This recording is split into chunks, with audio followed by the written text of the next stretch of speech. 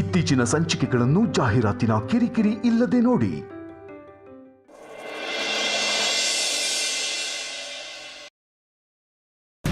ಅಮ್ಮ, ನೀನೇ ಹೇಳು, ಅಣ್ಣ ಮಾಡ್ತಾರೋ ಸರಿ ಇದೆಯಾ?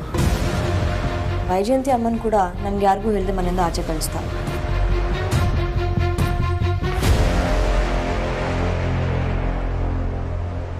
ಈಗ ತನ್ನ ಹೆಸರಿರೋ ಆಸ್ತಿನೆಲ್ಲ ವೈದೇಹಿ ಅಮ್ಮನ ಬರೀತಾ ಇದ್ದಾನೆ. ನಾವೆಲ್ಲ ಅಲ್ಲೇ ಇದ್ವಿ ತಾನೆ. ಒಂದು ಮಾತು ಕೇಳಿ ಡಿಸಿಷನ್ ತಗೋಬೋದಿತ್ತು ಅಲ್ವಾ? ಅದಕ್ಕೆ ನಿಮ್ಮ ಅಣ್ಣನ ಬಗ್ಗೆ ನಿಮಗೆ ಚೆನ್ನಾಗಿ ಗೊತ್ತಿದೆ. ಅವನು ಏನು ಮಾಡಿದ್ರು ಅದ್ರ ಹಿಂದೆ ಒಂದು ಒಳ್ಳೆ ರೀಸನ್ ಇರುತ್ತೆ. ನೀವು ಒಂದು ಮಾತನ್ನ ಸುಮ್ಮನೆ ಕೇಳಿ, ಒಳ್ಳೇದಾಗತ್ತೆ. ಕೇಳಲ್ಲ ಅಂತ ಹೇಳ್ತಿಲ್ಲ ಅಮ್ಮು. ಅಮ್ಮನ ಹೆಸರಿಗೆ ಆಸ್ತಿ ಬರುತ್ತಾ ಇರೋದು ಖುಷಿ ವಿಚಾರನೇ. ಆದರೆ ಅದು ಮಾಡೋಕ್ಕಿಂತ ಮುಂಚೆ ನಮ್ಮ ಹತ್ರ ಒಂದು ಮಾತು ಕೇಳ್ಬೋದಿತ್ತು ಅಲ್ವಾ?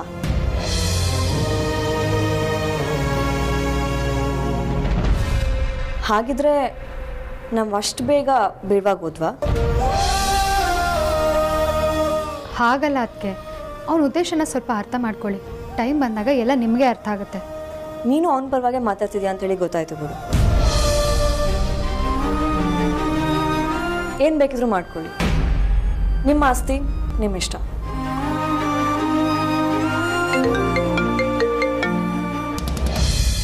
ಹಾಂ ಸರ್, ಬಂದ್ರಾ? 2 ನಿಮಿಷ.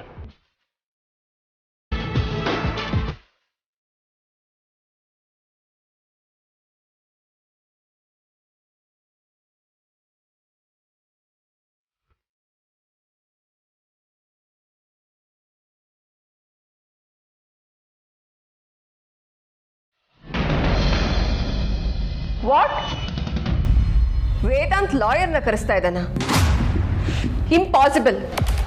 ಅದು ಹೇಗೆ ಕರೆಸ್ತಾನೆ ಅಂತ ನಾನು ನೋಡ್ತೀನಿ. ಫಸ್ಟ್ ಆಫ್ ಆಲ್ ನೀನು ಯಾರು ಅಂತ, ನಿನಗೂ ಈ ಮನೆಗೂ ಏನು ಸಂಬಂಧ? ಬಿಸ್ನೆಸ್ ಮಾಡೋದಕ್ಕೆ ಸಂಬಂಧ ಬೇಕಾಗಿಲ್ಲ ಸುಹಾಸಿನಿ. ಓ, ನಿನ್ನ ಪ್ರಕಾರ ಇದು ಬಿಸ್ನೆಸ್ಸಾ? ಎಕ್ಸಾಕ್ಟ್ಲಿ. ನಿನ್ನ ಆಸೆಗೂ ಒಂದು ಮಿತಿ ಇರಬೇಕು. ನಾನು ಅವನ ಸ್ವಂತ ಚಿಕ್ಕಮ್ಮ. ನನ್ನಿಂದನೇ ಅವನ ಹತ್ರ ಒಂದು ಅಡಿ ಆಸ್ತಿನ ಕೂಡ ಬರ್ಸ್ಕೊಳೋದಕ್ಕಾಗಿಲ್ಲ. ಅಂಥದ್ರಲ್ಲಿ ಇಡೀ ವಸಿಷ್ಠ ಫ್ಯಾಮಿಲಿ ಆಸ್ತಿನ ನೀನು ಬರ್ಸ್ಕೊಂಡು ಬಿಡ್ತೀಯಾ? ವೇದಾಂತ್ ಹತ್ರ ನಾನು ನಿನ್ನ ಬಗ್ಗೆ ಏನಾದರೂ ಹೇಳಿದ್ರೆ ನಿನ್ನ ಕತೆ ಏನಾಗುತ್ತೆ ಅಂತ ಯೋಚನೆ ಮಾಡಿದ್ಯಾ?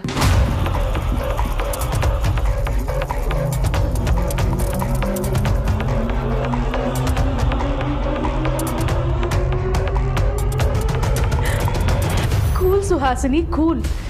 ಇಷ್ಟೊಂದು ಟೆನ್ಷನ್ ಮಾಡ್ಕೋಬೇಡ. ಸ್ವಲ್ಪ ಆರಾಮಾಗಿರು. ನಿನಗೆ ಬೇಕಾದರೆ ಯಾವುದಾದ್ರೂ ಜಾಗನ ನಾನು ನಿನಗೆ ಗಿಫ್ಟಾಗಿ ಕೊಡ್ತೀನಿ. ಏಯ್ ಚಂದ್ರ, ಯಾರ ಹತ್ರ ಮಾತಾಡ್ತಾ ಇದೀಯಾ ಅನ್ನೋ ನಿಗಾ ಇರಲಿ.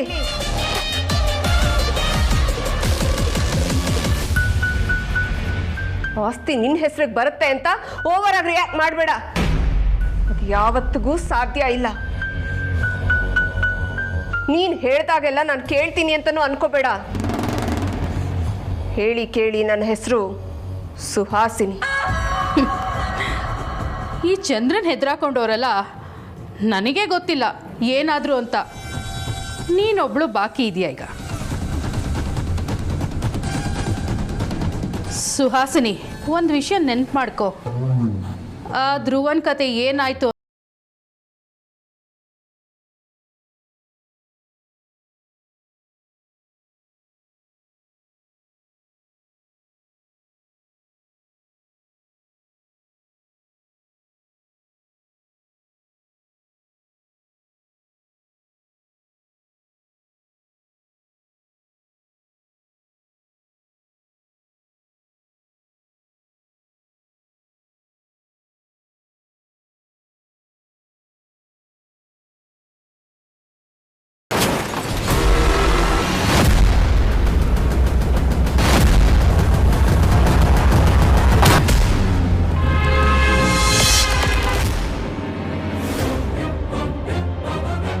ವೇದಾಂತ್ ಕತೆ ಏನಾಯ್ತು ಅಂತ ಗೊತ್ತಿದೆಯಾ?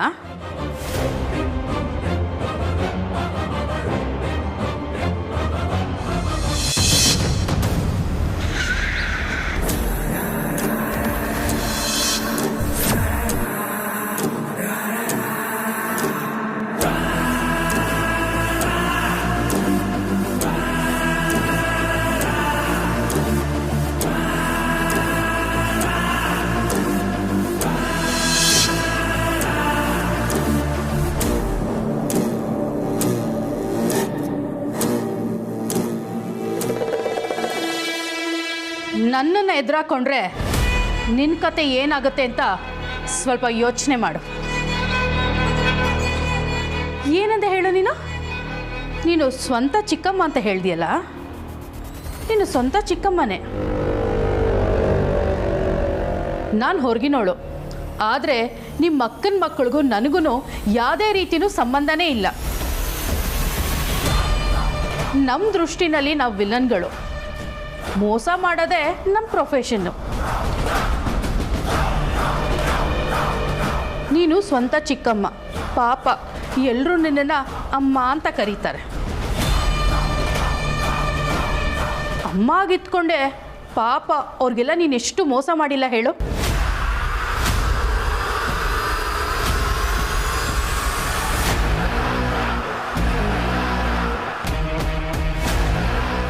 ನಾನೇನಾದರೂ ಈ ವಿಷಯನ ವೇದಾಂತ ಹತ್ರ ಹೇಳಿದ್ರೆ ಏನಾಗ್ಬೋದು ಅಂತ ಯೋಚನೆ ಮಾಡಿದ್ಯಾ?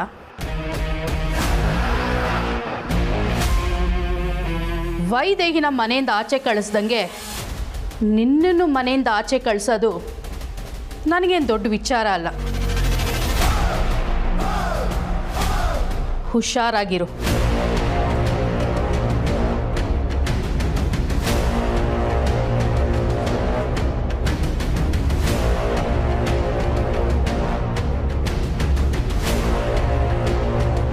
ಚಂದ್ರ, ನಾನು ಹೇಳ್ತಾ ಇರೋದು ನೀನು ಒಳ್ಳೇದಕ್ಕೇನೆ. ನೀನು ವೇದಾಂತ ಹತ್ರ ಇದೇ ಥರ ಮಾತಾಡ್ತಾ ಇದ್ರೆ ನಿನ್ನ ಮೇಲೆ, ಯಜಮಾನ್ರ ಮೇಲೆ ಅವನಿಗೆ ಅನುಮಾನ ಬರಬಹುದು. ಅದಕ್ಕೆ ಸ್ವಲ್ಪ ದಿನ ಸುಮ್ಮನೆ ಇರು ಅಂತ ಹೇಳ್ತಾ ಇರೋದಷ್ಟೇ.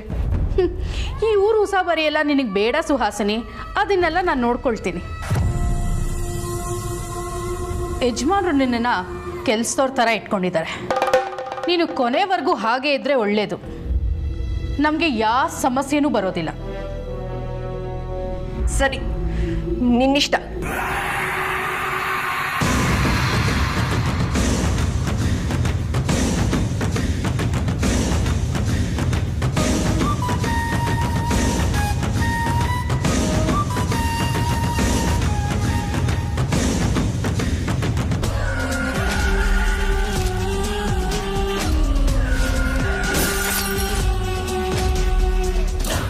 ಬರ್ತಾ ಬರ್ತಾ ಈ ಚಂದ್ರಂದು ತುಂಬ ಜಾಸ್ತಿ ಆಗ್ತಾ ಇದೆ.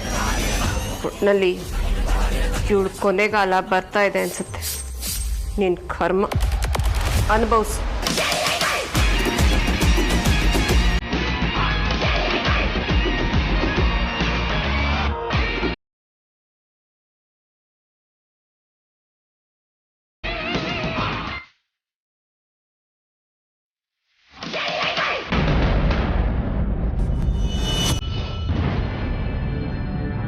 ನಾನು ವೇದಾಂತನ ಮೇಲೆ ತುಂಬ ನಂಬಿಕೆ ಇಟ್ಕೊಂಡಿದ್ದೆ. ಅವ್ನು ಈ ಥರ ಮಾಡ್ತಾ ನಿಜವಾಗ್ಲೂ ಅಂದ್ಕೊಂಡಿರಲಿಲ್ಲ. ಅಣ್ಣ ಅಂತ ನಂಬಿದಕ್ಕೆ ಒಳ್ಳೆ ಮರ್ಯಾದೆ ಕೊಟ್ಟ. ಮನುಷ್ಯರು ಬದಲಾಗ್ತಾರೆ ಅಂತ ಕೇಳಿದ್ದೆ, ಆದರೆ ಇವಾಗ ಕಣ್ಣಾರ ನೋಡ್ತಾ ಇದ್ದೀನಿ. ಅದ್ಯಾ, ಈ ರೀತಿ ಟೆನ್ಷನ್ ಮಾಡ್ಕೊಳ್ಳೋದ್ರಿಂದ ಏನೂ ಯೂಸ್ ಇಲ್ಲ. ಸ್ವಲ್ಪ ಸಮಾಧಾನವಾಗಿ. ವಿಷಯ ಏನು ಅಂತ ಗೊತ್ತಿದೆ ಮಾತಾಡ್ಬಿಡಿ ಸಾರ್ಥಕ್.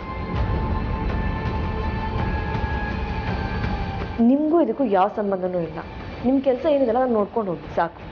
ನೀವೆಲ್ಲ ಯಾಕೆ ಇಷ್ಟೊಂದು ಓವರಾಗಿ ರಿಯಾಕ್ಟ್ ಮಾಡ್ತಿದ್ದೀರಾ ನನಗೆ ಅರ್ಥ ಆಗ್ತಿಲ್ಲ. ಅಷ್ಟಕ್ಕೂ ವೇದಾಂತ ಆಸ್ತಿ ಬರೀತಿರೋದು ನಿಮ್ಮ ಸ್ವಂತ ತಾಯಿ ಹೆಸರು ತಾನೆ.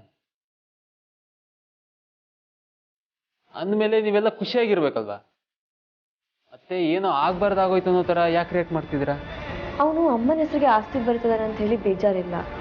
ಅದೇ ನಮ್ಮ ಹತ್ರ ಕೇಳಿದ ಡಿಸಿಷನ್ ತಗೊಳ್ತಾ ಇದ್ದಾನಲ್ಲ, ನನಗೆ ಅದಕ್ಕೆ ಆಡ್ತಾ ಇರೋದು. ಗೊತ್ತಿದ್ದು ಗೊತ್ತಿಲ್ಲದಿರೋ ಥರ ಮಾತಾಡಬೇಡ ಅದ್ಯಾ. ವೇದಾಂತ್ ತಾಯಿ ವಿಷಯ ಬಂದರೆ ಎಷ್ಟು ಸಾಫ್ಟ್ ಆಗ್ತಾರೆ ಅಂತ ಗೊತ್ತು ತಾನೆ. ಮೇಲಾಗಿ ಅವ್ರ ಕಾರಣ ಇಲ್ಲದೆ ಯಾವ ಕೆಲಸನೂ ಮಾಡಲ್ಲ. ಅವ್ರಿಂಥ ದೊಡ್ಡ ನಿರ್ಧಾರ ತಗೊಂಡಿದ್ದಾರೆ ಅಂದಮೇಲೆ ಅದರಿಂದ ಏನೋ ಒಂದು ಬಲವಾದ ಕಾರಣ ಇದ್ದೇ ಇರುತ್ತೆ. ಅವ್ರ ತಲೆಯಲ್ಲಿ ಬೇರೆ ಏನೋ ಓಡ್ತಿದೆ ಅನ್ಸುತ್ತೆ. ಹಾಗಿದ್ರೆ ಆ ಕಾರಣ ಏನು ಅಂತ ನಿಮಗೆ ಗೊತ್ತಾ?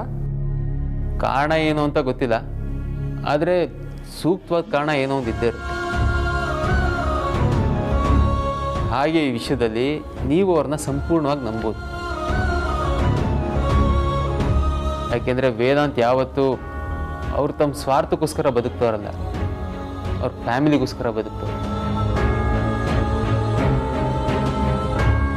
ಚಿಕ್ಕ ವಯಸ್ಸಿಂದ ಈ ಮನೆ ಜವಾಬ್ದಾರಿ ತಗೊಂಡು ನಿಮ್ಮ ತಂದೆ ಸ್ಥಾನದಲ್ಲಿ ನಿಂತು ನಿಮ್ಮನ್ನ ಬೆಳೆಸ್ತವ್ರು,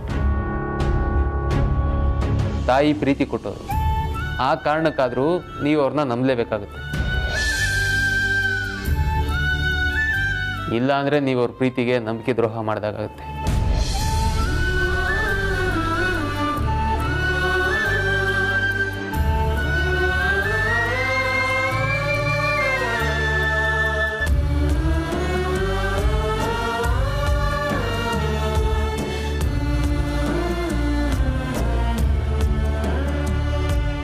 ಹಲೋ ಸರ್. ಹಾಯ್ ವೇದಾಂತ್. ನಾನು ಇಷ್ಟೊತ್ತಂಕ ನಿಮ್ಮನ್ನೇ ವೆಯ್ಟ್ ಮಾಡ್ತಿದ್ದೆ. ಸಾರಿ, ಸ್ವಲ್ಪ ಲೇಟ್ ಆಯಿತು. It's okay. ನಮ್ಮ ತಾಯಿನ ಕರಿತೀನಿ. ಅಮ್ಮ, ಅಮ್ಮ. ಹಾ ವೇದಾಂತ್. ಕೂತ್ಕೊಳ್ಳಿ. ಹಾ ವೇದಾಂತ್. ಇವರೇ ನಮ್ಮ ತಾಯಿ. ಇವ್ರ ಹೆಸರಿಗೆ ಪವರ್ ಆಫ್ ಅಟರ್ನಿ ಮಾಡಿಕೊಡಿ ಅಂತ ಹೇಳಿತ್ತು.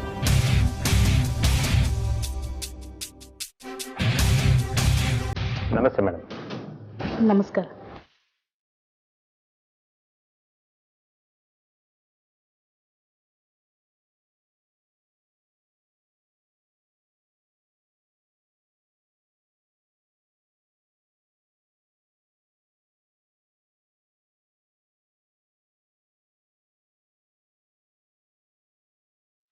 ಮಿಸ್ಟರ್ ವೇದಾಂತ್, ಈ ಥರ ಹೇಳ್ತೀನಿ ಅಂತ ತಪ್ಪು ತಿಳ್ಕೊಂಬಿಡಿ. ನಿಮ್ಮ ಎಲ್ಲ ಪ್ರಾಪರ್ಟಿನೂ ನಿಮ್ಮ ತಾಯಿ ಹೆಸರಿಗೆ ಬರೀಬೇಕು ಅಂತ ಯಾಕೆ ಅನ್ಕೊಂಡಿದ್ದೀರಾ? ಯಾವುದಾದ್ರೂ ಒಂದು ಬರಿಬೋದಲ್ವಾ? ನೀವು ಹೇಳಿದಾಗೆ ಮಾಡ್ಬೋದು, ಬಟ್ ಹಾಗೇನಾದರೂ ನಾನು ಮಾಡಿದ್ರೆ ನಾನು ತುಂಬ ಸ್ವಾರ್ಥಿ ಅನ್ಸ್ಕೊಂಡ್ಬಿಡ್ತೇನೆ. ನೀವು ತುಂಬ ಆತರ ಪಡ್ತಿದ್ದೀರಾ ಅನಿಸುತ್ತೆ. ಯಾವುದಕ್ಕೂ ಇನ್ನೊಂದ್ಸರಿ ಯೋಚನೆ ಮಾಡಿ.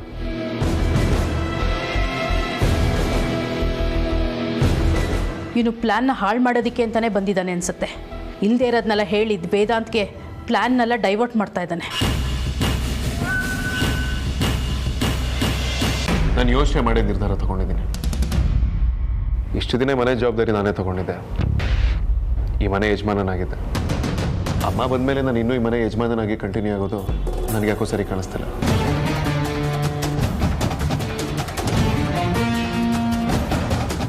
ಅದೆಲ್ಲದಕ್ಕಿಂತ ಹೆಚ್ಚಾಗಿ ನಮ್ಮ ಮನೆ ಜವಾಬ್ದಾರಿ ನಮ್ಮನೆ ತಗೊಳ್ಬೇಕು ಅನ್ನೋದು ನನ್ನ ಆಸೆ.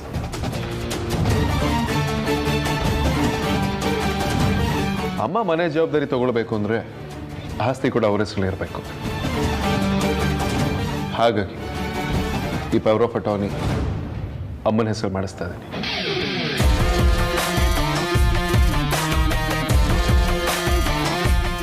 ವೇದಾಂತ್, ನೀನು ಈ ಮನಸ್ಥಿತಿಗೆ ನಾನು ಏನು ಹೇಳಬೇಕು ಅಂತ ಗೊತ್ತಾಗ್ತಿಲ್ಲಪ್ಪ.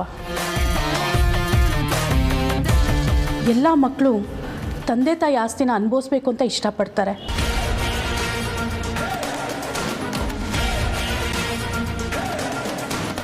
ಆದರೆ ನೀನು ಆಗಲ್ಲ. ನಿನ್ನ ತಾಯಿ ಸಂತೋಷವಾಗಿರಬೇಕು ಅಂತ ನೀನು ಎಲ್ಲ ಆಸ್ತಿನೂ ನನ್ನ ಹೆಸರಿಗೆ ಬರಿತಿದ್ಯಾ. ನಾನು ಏನು ಹೇಳಬೇಕು ಅಂತಲೇ ಅರ್ಥ ಆಗ್ತಿಲ್ಲ.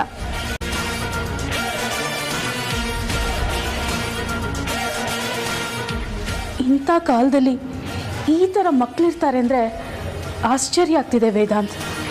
ನಿನ್ನೆ ನೋಡ್ತಾ ಇದ್ರೆ ನನಗೆ ತುಂಬ ಹೆಮ್ಮೆ ಆಗ್ತಾ ಇದೆ. ಅಮ್ಮ, ನನಗೆ ಆಸ್ತಿ ಇಂಪಾರ್ಟೆಂಟ್ ಅಲ್ಲ, ನೀವು ಇಂಪಾರ್ಟೆಂಟ್. ಒಟ್ನಲ್ಲಿ ನೀವು ಸಂತೋಷವಾಗಿರಬೇಕು ಅಷ್ಟೇ.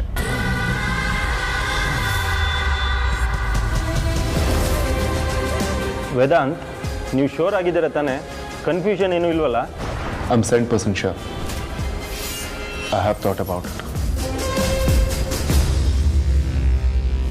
ಇದರಲ್ಲಿ ಯಾವುದೇ ರೀತಿಯಾದ ಡೌಟ್ಸ್ಗಳು ಬೇಡ.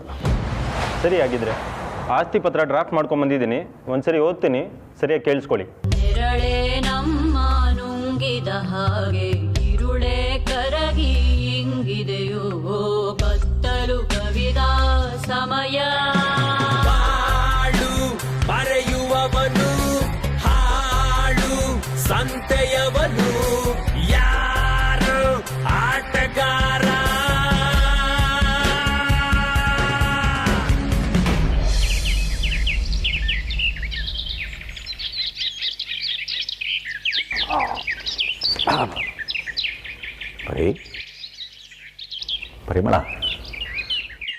ಪರಿಮಳ ಮಂಜುನಾಥ್ ಅವರೇ,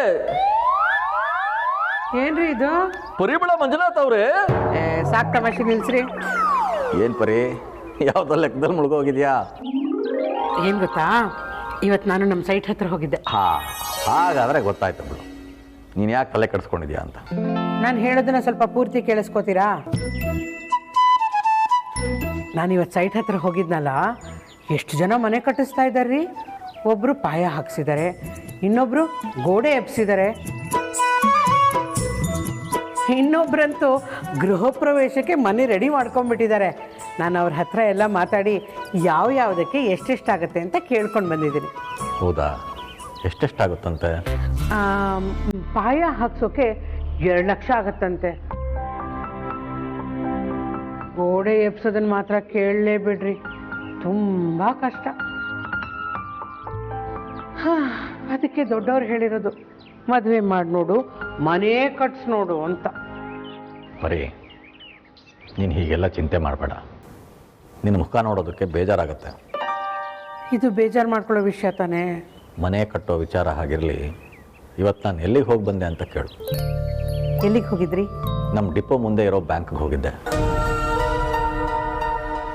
ಅವರು ತುಂಬ ಕಡಿಮೆ ಬಡ್ಡಿ ದರದಲ್ಲಿ ನಮಗೆ ಲೋನ್ ಕೊಡ್ತಾರಂತೆ. ನನ್ನ ಪರಿಚಯದವರೊಬ್ಬರು ಲೋನ್ ಕೊಡಿಸ್ತೀನಿ ಅಂತ ಹೇಳಿದ್ದಾರೆ. ಹೌದಾ? ಹಾಗಾದರೆ ನಾವು ಈ ವರ್ಷನೇ ಮನೆ ಕಟ್ಸೋಕ್ಕೆ ಶುರು ಮಾಡ್ಬೋದು ಅನ್ನಿ. ಈ ವರ್ಷ ಎಲ್ಲಿ ಕಟ್ಸೋದಕ್ಕಾಗತ್ತೆ ಪರಿ, ಮುಂದಿನ ವರ್ಷ ನಾವು ಖಂಡಿತ ಮನೆ ಕಟ್ಸೋದಕ್ಕೆ ಶುರು ಮಾಡ್ಬೋದು. ಸ್ವಲ್ಪ ಧೈರ್ಯ ಮಾಡಿದ್ರೆ ಗೃಹ ಪ್ರವೇಶನೂ ಮಾಡ್ಬೋದು. ಹೌದು ರೀ, ನೀವು ಹೇಳಿದಾಗೆ ಎಲ್ಲ ಸರಿಯಾಗಾದರೆ ಆದಷ್ಟು ಬೇಗ ನಾವು ನಮ್ಮ ಮನೆ ಗೃಹ ಪ್ರವೇಶ ಮಾಡಿಬಿಡ್ಬಹುದು. ನಾನು ಹೇಳಿದ್ದನ್ನೇ ಮತ್ತೆ ಮತ್ತೆ ಹೇಳ್ತಾ ಇದೆಯಲ್ಲ ಪರಿಮಳ ಮಂಜುನಾಥ್. ಹೋಗ್ರಿ ನೀವು.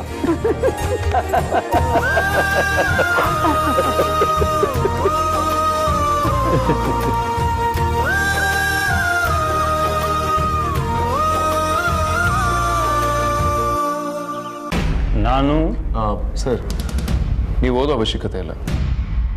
ನೀವು ಕರೆಕ್ಟಾಗಿ ಮಾಡ್ಕೊಂಬಂದಿರ್ತೀರೋ ಅನ್ನೋ ನಂಬಿಕೆ ನನಗಿದೆ. ಎಲ್ಲಿ ಸೈನ್ ಮಾಡ್ಬೇಕು ಹೇಳಿ, ಅಲ್ಲಿ ಸೈನ್ ಮಾಡ್ತೀನಿ. ಸಾರಿ ವೇದಾಂತ್, ಈ ವಿಷಯದಲ್ಲಿ ಸುಮ್ಮನೆ ಏನೂ ಮಾಡೋದಕ್ಕಾಗಲ್ಲ. ಹಾಗಂತ ನಿಮ್ಮ ಮಾತನ್ನ ಅಡ್ವಾಂಟೇಜಾಗೂ ತೊಗೊಳಕ್ಕಾಗಲ್ಲ.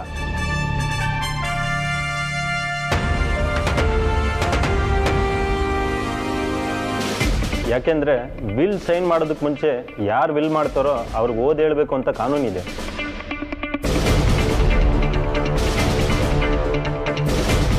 ಕಾನೂನು ಮೀರಿ ನಾವೇನು ಮಾಡೋದಕ್ಕಾಗಲ್ಲ. ಹಾಗೇನಾದರೂ ಮಾಡಿದ್ರೆ ತಪ್ಪಾಗುತ್ತೆ. ಓ ಹೌದಾ? ಇಟ್ಸ್ ಓಕೆ, ಪ್ಲೀಸ್ ಹಾಗಾದರೆ ಹೋಗಿ. ವೇದಾಂತ್ ವಸಿಷ್ಠನಾದ ನಾನು ಈ ಕೆಳಕಂಡ ನನ್ನ ಚಿರಾಸ್ತಿಯನ್ನು ನನ್ನ ತಾಯಿಯವರಾದ ಶ್ರೀಮತಿ ವೈದೇಹಿ ಸೂರ್ಯನಾರಾಯಣ ಅವರಿಗೆ ಹೆಸರಿಗೆ ಸಂಪೂರ್ಣ ಮನಸ್ಸಿನಿಂದ ಬರೆಯುತ್ತಿದ್ದೇನೆ.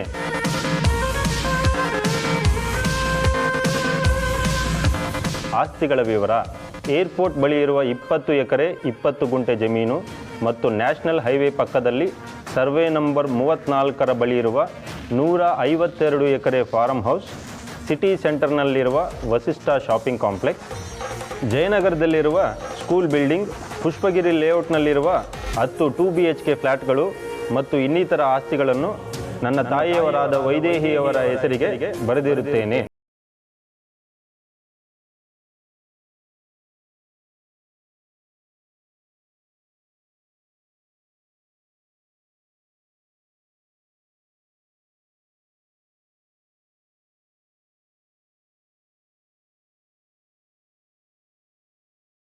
ವೇದಾಂತ್, ತಾಯಿ ತನ್ನ ಮಕ್ಕಳಿಂದ ಪ್ರೀತಿ ಬಯಸ್ತಾರೋ ಹೊರತು ಆಸ್ತಿನಲ್ಲ.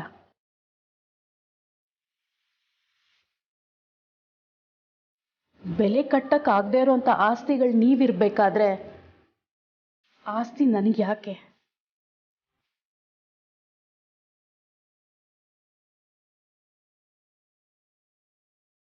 ಬೇಡಪ್ಪ, ಈ ಆಸ್ತಿ ಎಲ್ಲ ನನಗೆ ಬೇಕಾಗಿಲ್ಲ. ದಯವಿಟ್ಟು ಈ ವಿಲ್ನ ಕ್ಯಾನ್ಸಲ್ ಮಾಡಿಸು.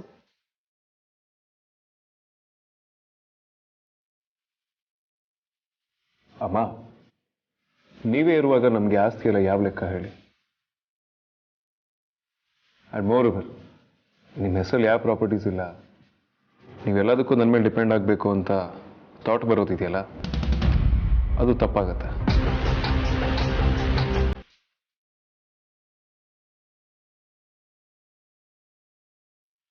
ಅದಕ್ಕೆ ಈ POA ನಿಮ್ಮ ಹೆಸರು ಮಾಡಿಸ್ತಿರೋದು.